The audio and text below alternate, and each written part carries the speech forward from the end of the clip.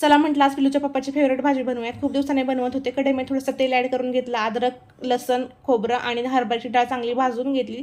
त्याला मिक्सरला लावून पहिल्यांदा बारीक करायचं. कढईमध्ये मी एक मीडियम आकाराचा कांदा कट करून घेतला होता, ते टाकून दिला. एक टोमॅटो आहे तोही स्वच्छ धुवून बारीक कट केलेला होता. त्याला थोडंसं मीठ टाकायचं आणि नरम पडतो लवकर. त्याला परतून मिक्सरला लावून बारीक करून घ्यायचं. त्याच कढईमध्ये आपण तेल ॲड करणार आहोत.